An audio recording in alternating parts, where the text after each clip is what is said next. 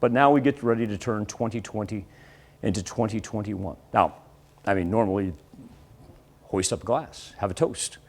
Well, little did I know, you can actually put it on as a dessert tray as two. And that's what Howard's going to show us from the Mr. Food Test Kitchen.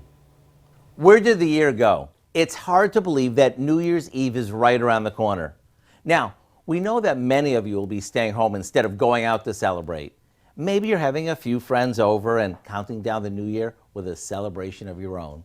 Whether you go big or do something more laid back, we've got a fun and festive dessert dip that'll help you ring in the new year.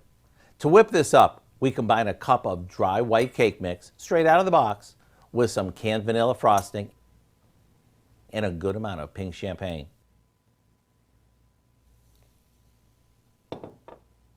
We beat this together until it's light and fluffy.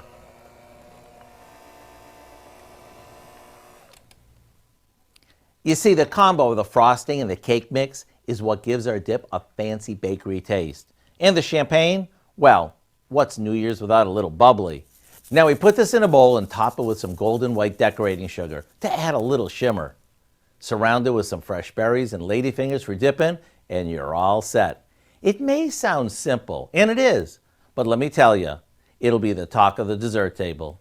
To get the recipe for our champagne dessert dip, simply check out our website. I'm Howard with Kelly in the Mr. Food Test Kitchen, where today we found a party-perfect way for you to say, ooh, it's so good.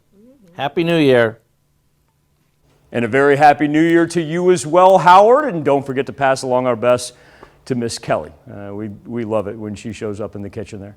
Of course, you can find this recipe, got a whole lot more of the good food from the Mr. Food Test Kitchen online. And all you have to do is go to our website at komnewsnow.com.